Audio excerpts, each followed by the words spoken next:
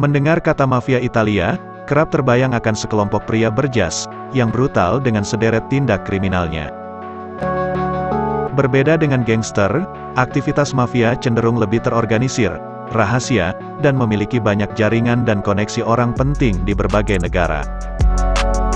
Karena itu, mafia identik dengan kejahatan kelas kakap, seperti kartel narkoba, penyelundupan senjata, pemerasan, hingga manipulasi pemilihan umum, demi mendapatkan uang dan memperluas wilayah kekuasaan. Sebelum kita mulai, alangkah baiknya terlebih dahulu kita like dan subscribe, agar kalian tidak ketinggalan tentang sejarah-sejarah yang akan kita bahas di channel ini. Beberapa kelompok mafia turut menjalankan bisnis, guna memutar uang dan menambah pundi-pundi organisasi. Salah satu sindikat mafia terbesar di Italia dan dunia saat ini, disebut memiliki pendapatan hingga sekitar 863 triliun rupiah per tahun, atau lebih dari total gabungan pendapatan Deutsche Bank dan McDonald's.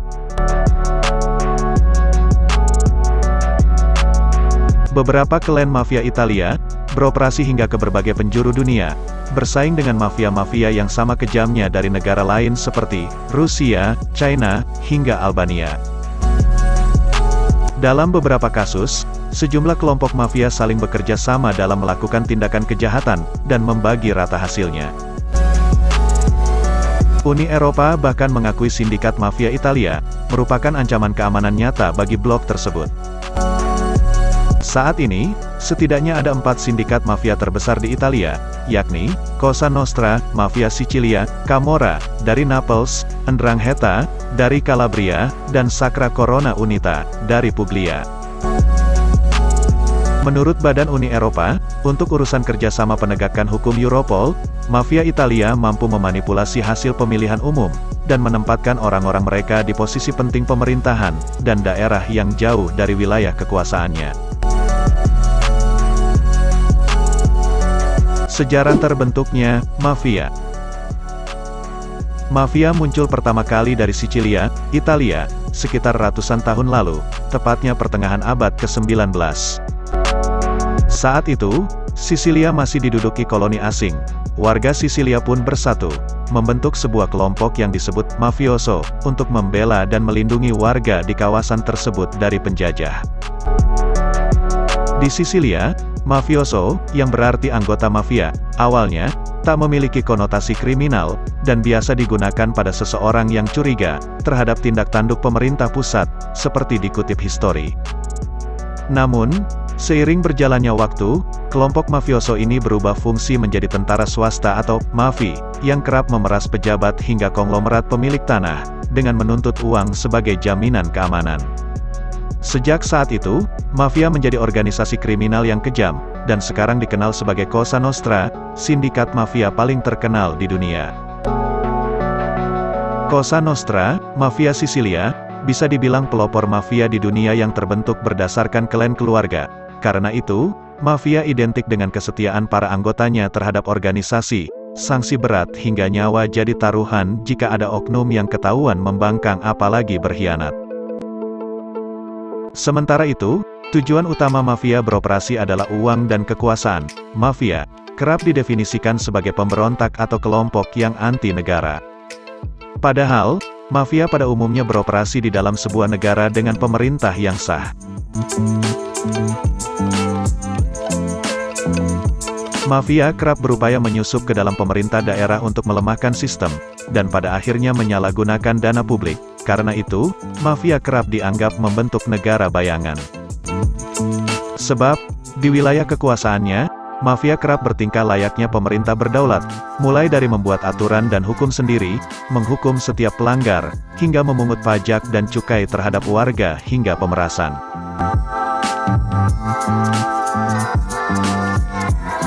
Sebagai pelopor sindikat mafia di dunia, pengaruh mafia Sisilia tak bisa diremehkan. Cosa Nostra bisa dianggap cikal bakal aktivitas mafia muncul di berbagai negara, termasuk Amerika Serikat.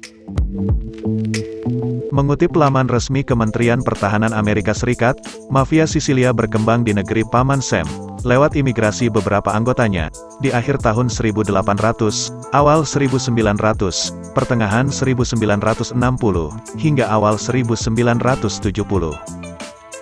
Giuseppe Esposito, merupakan anggota mafia Sisilia pertama yang diketahui bermigrasi ke Amerika. Pada November tahun 1878, Esposito dan 6 mafia Sisilia lain, tiba di kota New York dari Palermo melalui Marseilles, Prancis, menggunakan kapal. Esposito dan 6 mafia tersebut, terpaksa melarikan diri ke New York, karena, menjadi buronan atas pembunuhan 11 konglomerat tanah, kanselir, hingga wakil rektor di Sisilia. Mafia Sisilia pun pertama kali terbentuk dan beroperasi di New Orleans pada 1800, dan kemudian di kota New York pada 1920. Di tahun yang sama, Perdana Menteri Italia, Benito Mussolini, berkuasa dan melancarkan penangkapan besar-besaran sindikat mafia Sisilia, yang ia lihat sebagai ancaman dari rezim fasisnya. Pada tahun 1950, mafia Sisilia kembali berkembang di tengah pembangunan masif pasca Perang Dunia Kedua, hingga mampu membangun kerajaannya, hingga beberapa dekade setelahnya.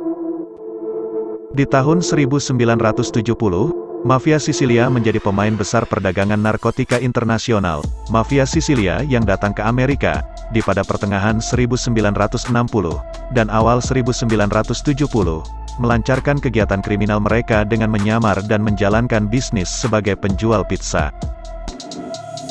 Berkedok restoran pizza, mafia Sisilia dapat menyelundupkan heroin dalam jumlah besar ke Amerika. Di periode 1982 hingga 1983, salah satu klan dari mafia ini mampu mengimpor 1,5 ton heroin ke New York, yang dinilai memiliki nilai grosir lebih dari 333 juta dolar US atau sekitar 4,7 triliun rupiah.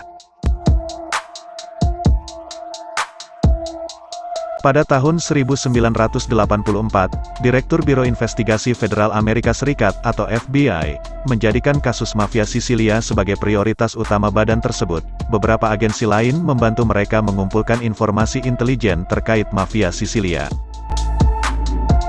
Seperti mafia Sisilia, keluarga mafia Amerika berhasil menjaga rahasia dan kesuksesan mereka karena kesetiaan, juga kemampuan mereka untuk menyuap dan mengintimidasi pejabat publik, pemimpin bisnis, jaksa, hingga hakim. Dan hingga saat ini, mafia Sisilia merupakan organisasi kriminal yang tangguh di Amerika Serikat, mengendalikan jaringan distribusi heroin di seluruh dunia. Beberapa organisasi penegak hukum dunia saling bekerja sama untuk melawan aksi kriminal mafia Sisilia.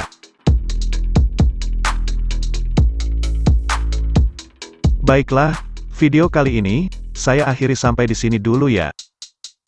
Sebelum pamit, saya ucapkan terima kasih banyak karena sudah menonton. Sampai jumpa lagi di video selanjutnya, yang pastinya tidak akan kalah menariknya.